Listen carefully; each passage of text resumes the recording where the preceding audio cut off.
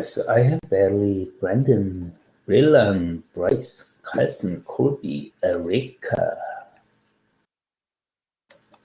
and Van, Folsom, Hunter, Jack, 2 Jacks actually, Jesse, Julia, Maddie, Marie, Preston, Spence, Tanner, Thomas, Tom, and Tyler. Okay, so we have almost everyone. Okay. So I believe you had a great weekend. So, all right.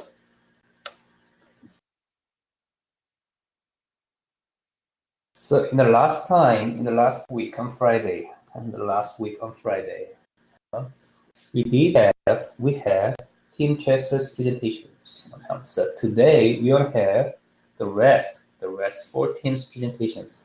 Okay, then we conclude this semester. Okay? So you done the 7 rounds of simulations. I believe you learned a lot from these simulations. Okay? The basic framework to apply your strategy into the reality, and then also you learn a lot that departmental strategy. Okay? Departmental strategy. So at the beginning of the semester, we talk about the definition of strategy and environments. Okay? Then we talk about 3 levels of strategy, right?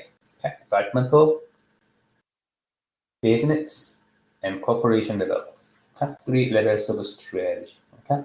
Business level, how to compete, and corporation level, where to compete. Okay. So in the simulations, we practice the business level strategy, how to compete. Okay. So we practice how to see the market. All right. In the simulations, market is okay. It is represented with some numbers. Then you have 5 teams. So actually you can calculate the potential market size. Then you do some strategy to get into this market. Okay. So that's what we've done in this semester. That is a strategy element. Big plan and the highest level of plan. Huh? All right. So, Marie, you want to go first? Okay. Before we go into the presentations, okay. So I have some announcements about the rank. All right, the simulations. Okay. In the simulations, okay, I consider 2 dimensions of performance: balanced scorecard and the financial measures. Okay, balanced scorecard and financial measures. Okay. So I'm gonna determine. Okay, I determine your rank of the simulations in your favor. Okay, in your favor. Then based on the numbers I looked over. Okay, and actually Chester is the first rank in the balanced scorecard and financial increase, the measures, and Digby is the second. Okay, Chester first, Digby second. Okay, but these 2 teams, the performance of these 2 teams are very similar. All right, very similar. So I just decided. Okay, Chester, you did a great job. Okay, and Chester and Digby has a same tie, the first rank. All right, the first rank. So next rank is the second. All right, Team Andrew is the second, and Team Ari is third, and Team Baldwin is fourth. Okay, so it has something like the curve effect. Okay, so Team Chester Digby is the first rank. Okay, and Andrew, Ari, Baldwin. Okay, Andrew is the second, Ari is a third, and Baldwin is fourth. Okay. So this is the rank of your performance. Okay. So, and that's it. And your presentations, please go ahead. Please go ahead on Canvas. Okay? Then you can find presentation 4. All right, BUS499A presentation 4. You can evaluate. Okay? You can evaluate the team's presentations. Okay? And I still have a couple of students who ask me about my medical conditions. Okay, So I feel like I need to share my medical conditions because actually my medical condition impact this class. So I am fighting against stage 4 cancer, colon cancer, okay, liver metastasis cancer. So I'm fighting against it. Okay, but I'm still okay. My physical condition is great. I'm still running or working 6 miles a day. Okay? So I am okay. All right, but I have a series, some multiple possibilities of surgeries, okay, in this summer. So I cannot control this schedule. So that's why in the last in the sometimes I cannot control anyway. Okay, so my treatment is still going on. So thank you everyone. Thank you everyone. Okay? And also thank you some students who sent me a lot of good words. Okay? A lot of good words. Thank you so much. Okay? I did a great semester. All right. I did a great semester. Okay? It's not easy to fight against cancer. Okay. A year long, the chemotherapy. It's a very painful. Okay? But okay, with this class, okay, I was so energetic. Okay, to fight against it. Okay? Actually, you helped me a lot this semester.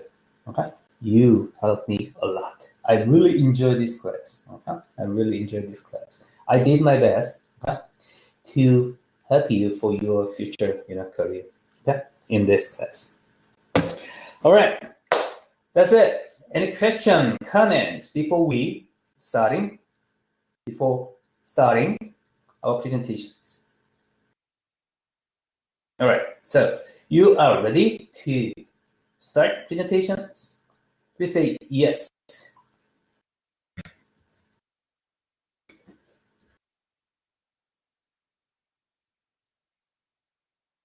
Okay, great.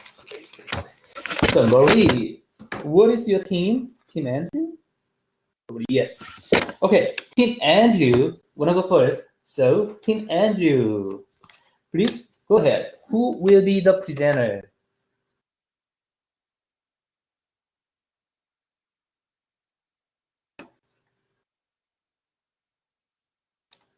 Okay, brilliant. Okay.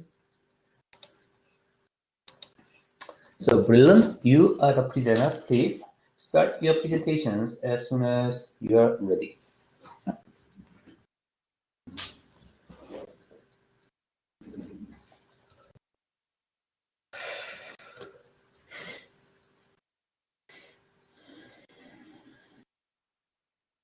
All right, great. All right, so this is Team Andrews, and our group is me, Marie, Leland, Thomas, and Jack Fitzgerald, and this is our simulation strategy and results. So for our strategy, we decided as a group to be broad differentiators because we kind of figured that most groups would probably try to be either in the low tech market or the high tech market. So what we wanted to do is have a presence in both the high and low tech markets. And this way, we gain a competitive advantage by distinguishing our products with excellent design, high awareness, and easy accessibility. And for the most part, throughout our simulation, this was our awareness and accessibility were close, if not 100%, close to 100%. I don't think it ever really dropped below 85%. So that was good for us. And then in order to achieve broad differentiation, we had to introduce a product into both segments. One was Able, which is our low tech market, and Aruba was our high tech market segment. And then we priced our products above what the average was among all the other teams. And then we, as demand for our products increased, we made sure to expand our capacity. Okay. In the simulations, I had several questions about Okay, I had several all right. I had several questions about how to calculate your potential market. All right. I had several questions about it. Okay. In the reality, when you have a job, okay, when you have a job in an industry, okay, and there are some there are some white papers about the industry, okay, white papers. That means this white paper says the total market in that industry. So if you go to biotechnology industry, then you can purchase, or your company will have it, white papers. Usually, white papers are published every year. So please use this to have some sense about your market. Okay, white papers. This book provides a lot of information to have a good sense about your market. Okay? In this simulation, some are like a fast assess, something like that. All right. This simulation also provides some information. Also, you can calculate your market. Think about that. Okay. You can calculate your market. There's a total market, right? Then you have 5 teams. Your 5 teams will share this market. Then, if you consider your product, okay, the dimensions of product, you can have a rough calculation of your market. Based on this sense, okay, you can set up your own strategy. Right? This is how to assess. This is how to assess your potential market. All The right? formula we used was the unit demand for the overall segment, and then you multiplied it by the increase in what the percentage increase of the market. Exactly. And you added that back into that back into that original value, and then you multiplied it by your market share within the market, and that's so this comment. My comment is not, your team specific comments. It's a general comments. Okay. Yes, sir. Comment for everyone. So remember that there is a white paper in your industry. Okay. So when you have a job, you want to have a good sense about your market. Then purchase that white book. Okay. You can search up on the internet. Then you can just read. Okay. That book.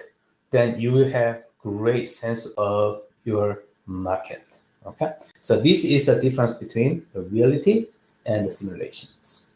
All right, great. Please go ahead.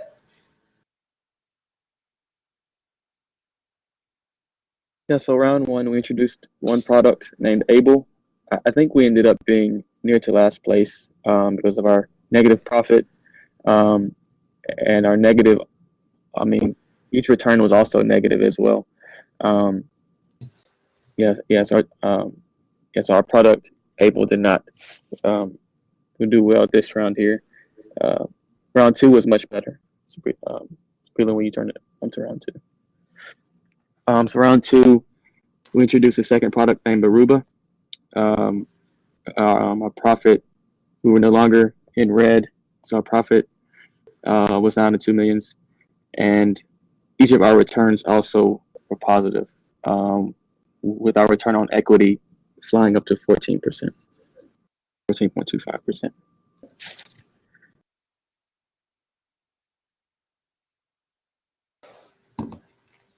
So for round three, we would have had Aruba introduced into the market, but for some reason, when we tried to put in the production, it didn't save that round. So we ended up not producing anything for product Aruba.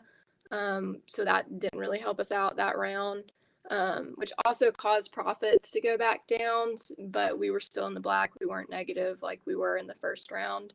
So overall, it was still like an okay round, but not what we had hoped it would be.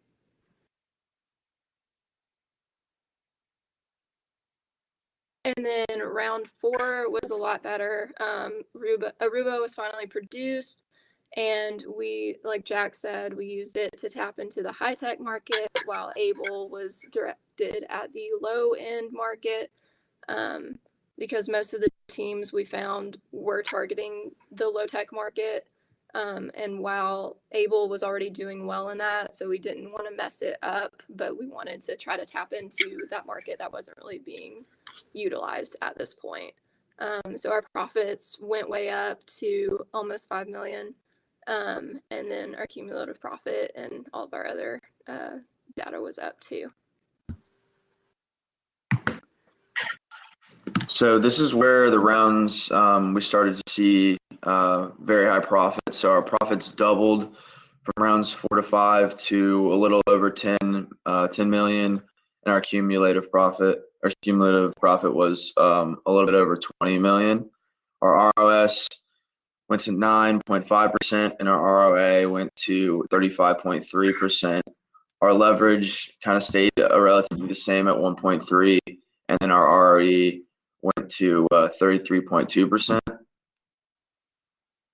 And then in round 6, we ended up having to take an emergency loan of $14-ish million.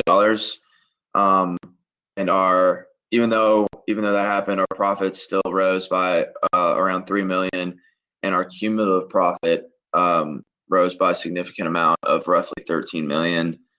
Our ROS increased to 10.8%, but our ROA fell, and our ROE fell to 16.7% and 24.8% respectively due to this loan. And then obviously our leverage went up by 0.2 to 1.5 as well. Yeah, I just want to, for that last slide, it was another mistake. We had, in the finance section, something didn't get saved again, and that was really, we would have had a couple, I think we could have ended up doing a little bit better if the saving, I guess, it just got messed up sometimes, and there was 2 rounds that it happened, and it kind of screwed us up a little bit. So, but I mean, we were able to bounce back from it. So for the final round, our products ended in Able and Low Tech and Aruba and High Tech, which is what we had planned through our strategy. Our profit was 23.3 million, which nearly doubled from last round, and our cumulative profit increased and went to 57.4 million. Our leverage was 1.32, and our returns increased. And then what we learned, that it's best to have someone in charge so that things stay on track. Maintaining a strategy throughout, which I think we struggled with in the practice rounds. We wanted to maintain a presence in the high and low tech markets, like Jack said earlier.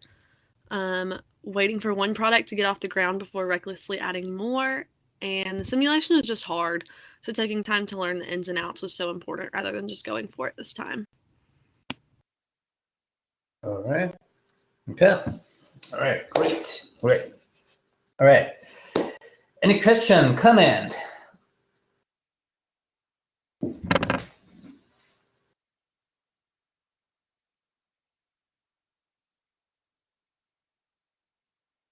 Any question, comment? Okay, great. Okay, you did a great job, all right? The simulation is very hard. Yes, simulation is hard, but reality is harder, a lot, okay? So simulation is very, very simple, actually, compared with the reality, all right? So you will recognize that. All right, great. All right, Team Airy, wanna go next? Okay, Team Airy, you are the next. Who will be the presenter? Okay, Tyler. So Tyler, you are the presenter right now. Please go ahead. Start your presentation as soon as you're ready. All right, Team Airy.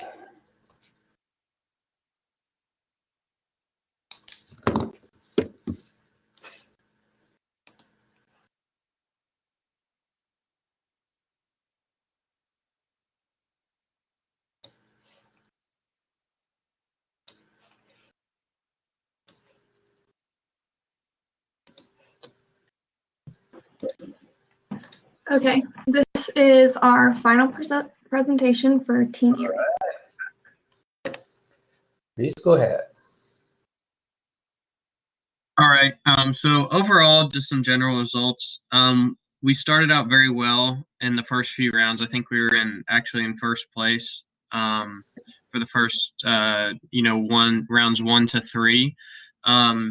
We kind of struggled to add new products effectively. We didn't do that very well at all. And then we also had a mistake with we issued some debt early on. And we weren't prepared. We didn't have the cash on hand to repay it. So that resulted in round 6 and 7, things kind of really went downhill mainly because of that. And then we have some like financial reports to kind of explain that over the next couple slides. Okay. So this is our cash flow statement. So as I mentioned, you can see at the bottom where it says change in current debt. In round 6, it shot up to over 16,000, and that was kind of our biggest blunder. As you can see, our net income was rising and pretty constant for the first 5 rounds, and then round 6 that really affected us negatively. And we were able to pay off the debt in round 7 and actually have some net income in round 7. So we were able to bounce back, which I think is good. But and as far as overall, that round 6 and that current debt really hurt us in the long run. So we should have better anticipated having extra cash on hand to pay that back if we were to do everything over again. Okay. Just to kind of go off what Tanner was saying, I think that our income statement does a really good job of showing our profit and losses throughout each round. As shown in this table, you could tell that round 3 was definitely the best round for us. And it's like after round 3, we kind of like dwindled in the opposite direction instead of moving forward. At the end of round 7, we did end up having a positive net income. This number is very low, but it still means that we're relatively liquid, which means that we have a higher probability of paying off the debt that we incurred in round 6, and also like paying off dividends and paying other operating expenses. We can compare these findings to the cash flow statement that was on the previous slide to see like where we were putting the cash, and just like where we went wrong, like Tanner said. And then we can use that information to determine better outcomes if required. Okay. What we learned is if things are going well, not to make big changes, because at one point we raised our prices and saw a loss in sales. So we didn't actually need to change our prices. They were set at a good low market and a good high market because we had 2 products in each. And then also to focus on building all aspects of the company. So focus on resources, employment, and the value for the stockholders, which we kind of didn't focus on towards the end. And we need to pay close attention to the finances throughout the entire simulation, and also to invest in new products early on to maximize profit opportunities, because we realized that we wanted to add another segment a little late in the game. So it's better to do it early on. Okay, great. Yeah, so kind of reiterating that, some of our rooms for improvement is we tried to kind of attack it together as a complete group, and then we started running into issues with like conflicting schedules, different sporting events and stuff like that, and then we had other group projects that kind of hurt our time together. And so that really showed up when like there were times where like Tanner or Tyler May kind of almost they did all of it, and so that was just kind of a lot for them individually. And if we had to do over again, if we would have kind of delegated the work better, that way we all kind of like had a specific role to play, and just specialized in that, and then kind of met together one time just to kind of go over our decisions, we felt like we probably would have done better. And then kind of like they said before, is just knowing when and where to make the decisions or the right adjustments, whether it be in terms of pricing, research and development, and then financing in terms of debt and things like that. Okay. All right. So done, right? Any question, comment? All right, one thing. I want to emphasize this. All of your decisions, okay, or the dimensions of business, your decisions are interconnected, okay? So finance decision impact all the dimensions of business. Operation decisions impact all the dimensions of business, okay? So the departmental decision is not just, independent decisions, okay? One decision in a department interconnected, okay, with each other. All right. So you need to know this. Okay. All right. Then who's next?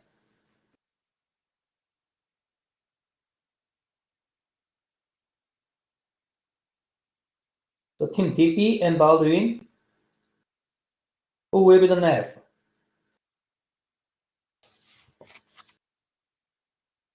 Okay, Baldwin. Who will be the presenter? Julia, you? Hunter. Okay. Hunter, you are the presenter.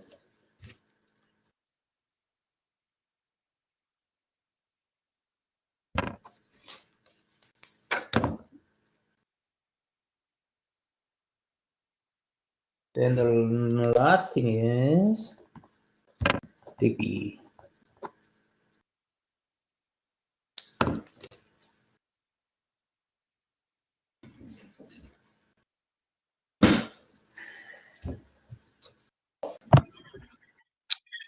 All right, so this is the final presentation for Baldwin Group. Okay.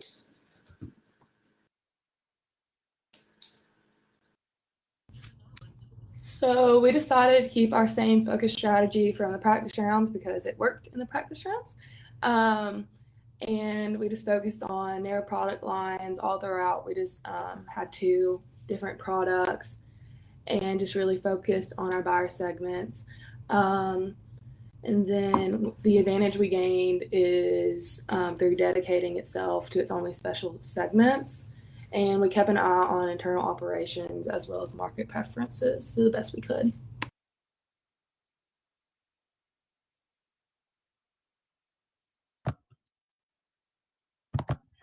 Okay, so for round 1, we had a profit of just under $3 million, which brought our cumulative profit up to right above $5 million. Our leverage was 1.51. ROS was 5.88%. ROE was 17.88, and our ROA was 11.83%. In terms of cumulative profit, we were 4th, and we had over $47 million in sales, and our stock price was $15.02. Okay, so for round 2, we had a profit of $13,025,034. Our leverage was 1.36. Our cumulative profit was $218,979,000. I just messed that up. Sorry. Our ROS was 12.22%. Our ROE was 25.76%. Our ROA was 18.89%, and our stock price was at $41. And so at this point, we're still doing pretty well in the simulation.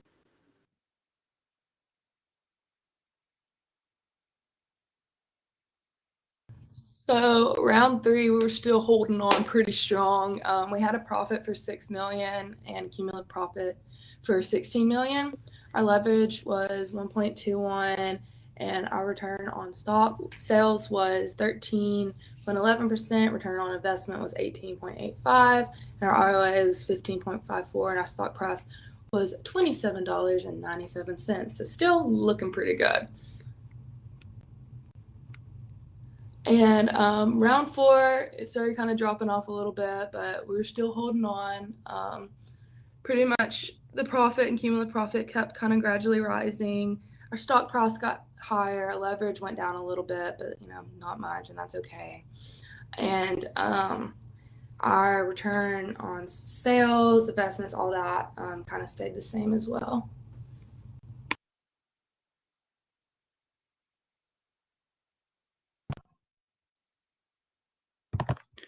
Okay, so for round 5, our profit, we were staying positive. Profit was $4,802,720, which had our cumulative profit almost $31 million. We had a leverage of 1.11. ROS was 11.65%. Our ROE was 10.4%, and our ROA was 9.36%. We had $41 million in sales, and our stock price was $35.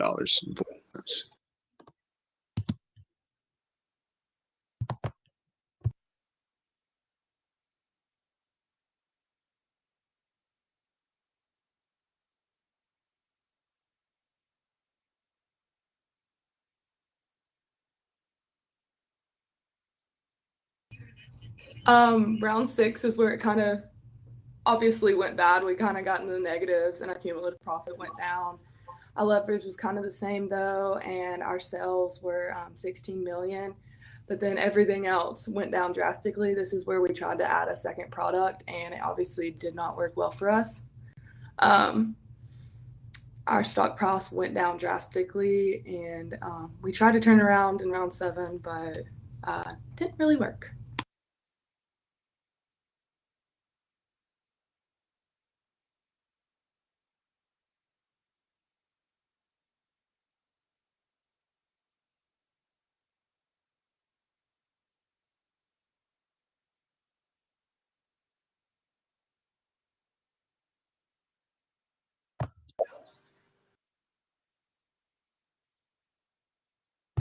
Okay, so for round 7, and I don't think round 6 or 7 Capsum really saved our results, so that hurt us a little bit too. Our profit was negative, almost negative 17 million, which brought our cumulative profit down to just under $11 million. Our leverage was 3.73. ROS was 0%. ROE was negative 76.78%. Our ROA was negative 20.61%, and our stock price was $1. And then our total sales was just over $4 million. So kind of in conclusion, some key points throughout our simulation. After round 2, we decided to increase our marketing efforts. And this actually caused our sales to reduce from 40% to 3.5%. Our stock price was the highest after round 2 at $41.05, but after round 6 is when it started declining significantly when we tried to add another product, when it went down to $19.44. And after round 7, we actually discovered that our demand was really high, which caused our overtime to be almost 20%, which is when our stock price plummeted to $1 in round 7. And then although our stock price really began to decline after round 6 from the mid 30s all the way down to $1, our cumulative profit stayed fairly steady throughout the course of the simulation. That really started to decline in round 6, but not as bad as our stock price. Okay.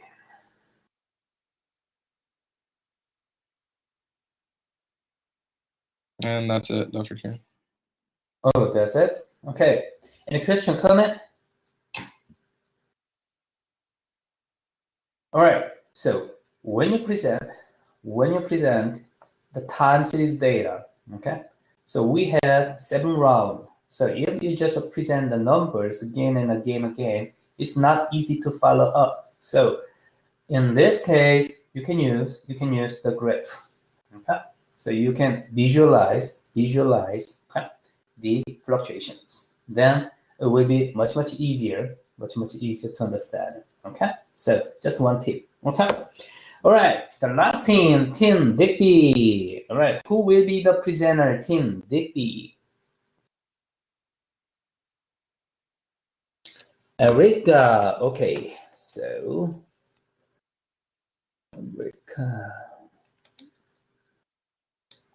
Erica, you are the presenter. You are the presenter.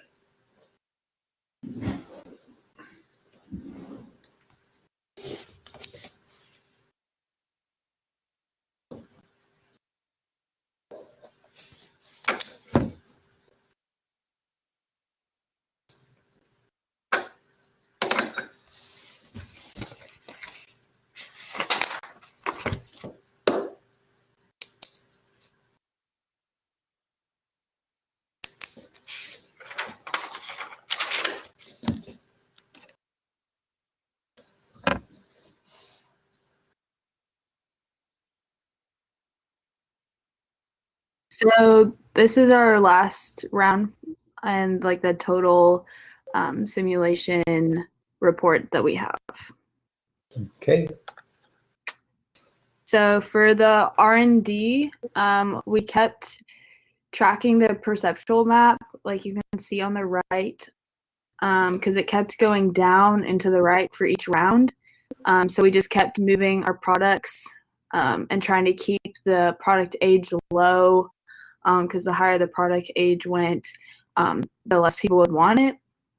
And we tried to also keep the cost low. So as we were moving the products down in the perceptual map, we tried to keep the cost low because if we put in certain numbers, it would make the cost really high. And then we ended up adding, we had one product, and then we ended up adding two other products, which we didn't know. They might talk about it later, but we didn't know how to get those into production for a while. So I think that hurt us a little bit, but we did have a total of 3 products. So we set our price each round to maximize our total profits based on the market segment that we were trying to target. So we had one of our products designated for the high-tech market, one for the low-tech, and then one trying to really just capture both markets combined based off the perceptual map. So we made sure that our promo and sales budgets were priced effectively. And because of this, by the end of the rounds, we had the highest market share at 32.53% and had 43.03% of the low-end market. And there was a point where there was no longer an effective return on adding money to these budgets. So we had to really find this point and not exceed it.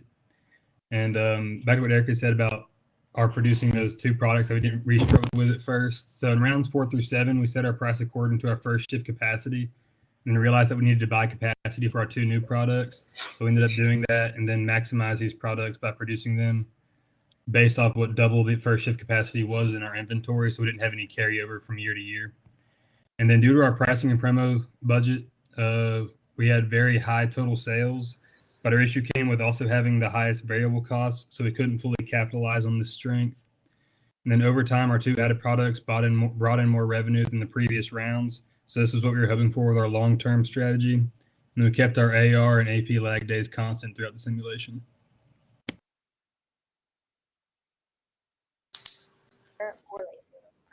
So kind of going off of what Brandon was saying, if we're looking at the production schedule, we're really tying that in with the marketing decisions of the forecast. And because we would go down the line, we would really focus on each category before moving on. So in the marketing, we set the forecast, and then we just match that with the production schedule. So that was usually double what our capacity was. So for days, that was around 3,000. Dollar and Dingo, I believe, were around 2,000. And we really had a hard time actually figuring out the capacity. For the first 2 rounds, we didn't really know about that, the buy-sell capacity. So we weren't able to actually produce anything for Dollar and Dingo or 2 new products. And we weren't increasing the amount that we were able to sell for days either. The new auto rating, we tried to keep that low so that way we could increase the amount of capacity. Because as we would raise the capacity, and if we raise the new auto rating, that increased the overall max investment, and we were trying to keep that low so that way we'd have more money overall. But so like I was saying, for the first rounds, we had a hard time figuring it out. But then as time went on, we slowly were increasing it. And the last round, we really boosted, or second to last, we boosted it by 500. So that increased it by 1,000 which just gave us more product to sell. And also we were able to increase the auto rating because of the amount of capital that we had previously. Completely, we tried to keep that at 100% because we needed the full staffing, because we were really trying to just maximize how much we were able to produce overall. The recruiting, we started off at like a $250 for the training and everything like that. But then slowly throughout the whole process, we were looking at what the other companies were also doing, like at Chester and Erie, and we saw that they had much higher and were getting much better results. So we slowly increased it to 1,000 more every round, and we ended the final round around $5,000. And that was only with 20 hours of training. We didn't really mess with the training hours all that much. We kept it at about 10 hours for the first half, and then increased that to 20, so we'd have better results overall.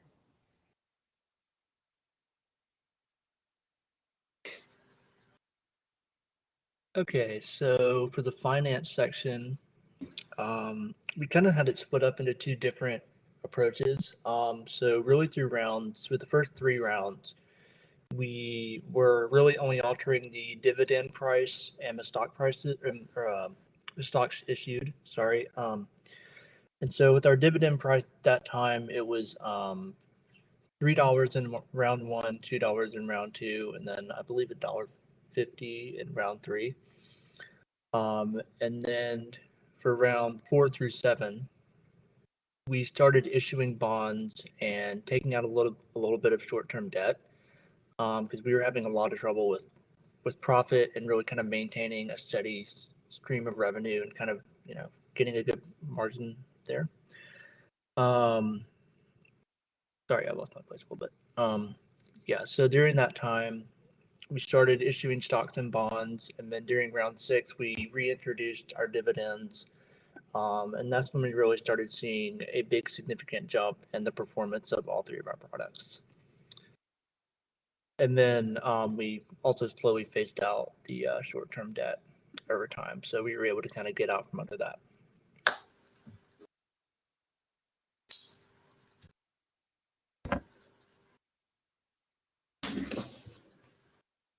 So TQM was one of the new sections for this round, and we learned that if you use this effectively, it could help with reducing cost and increase demand, and lower the time for the completion of R&D projects. And so we didn't set the prices too high because we started to see diminishing returns if we would set some sections too high. And we priced UNEP Green Program and GEMI TQEM effectively, so we could lower labor costs and material costs. And as we were focusing some of our products on more high-tech markets, we invested more in our CPI to reduce our material costs in that section.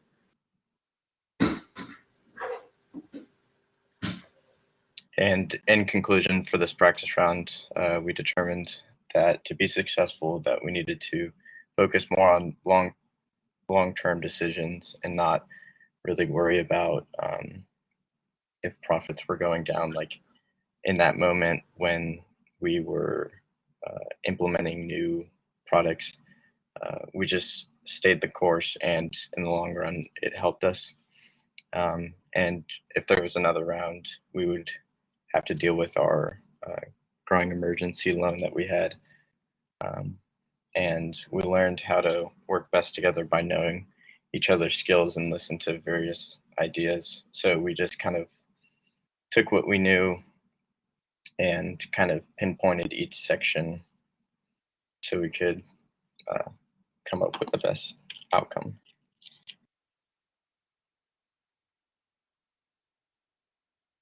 All right, that's it. Any question, comment? All right, great. Good presentation. Okay, so we're done. Okay, we've done all the 4 teams, all the 5 teams presentations. So we are going to conclude this semester. Okay, So I just looked over your numbers, okay, for your grade, and then I just find out, you know, a lot of your grades are inflated in this semester. You did a great jobs, okay. So all the students did great jobs. So that makes your scores, your numbers are so much inflated. So even the median of the overall score is about 90 something. Okay, so it is not weird. It's not weird that, you know, even you have higher than 90. Okay, probably there is a chance to you will have like a not, you know, A, or because still you are the lower than the median. So okay, so for your grade, I'm gonna do my best. Okay, but I have some distributions. Okay? So this I just wanna, you know, let you know that this semester your scores are inflated. Okay, inflated. So if your score is your letter grade is lower than the your expectations, it's not so weird. Okay. All right, good. Great jobs. You did, you know, great jobs today. All right, and this semester. I really want to appreciate. I want to say thank you for everyone for everything. All right, so you did great job. Okay, all right. Any question, comment?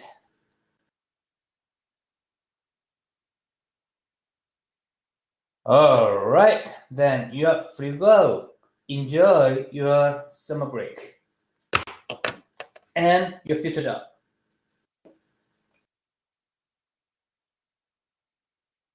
Thank you, Tanner. Thank you, Tanner. Thank you, Maddie. Thank you, Maddie. All right, Brandon, Tyler. Thank you, Corby. Thank you, Evan.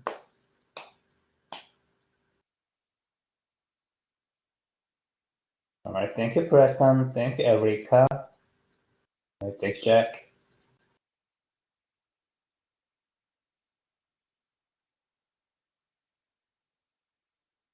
All right. Great.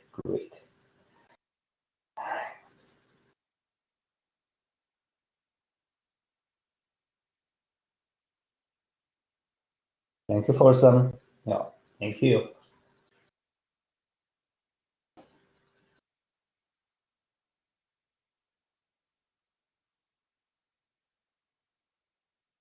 All right, it was a great semester. All right, have a great summer. All right.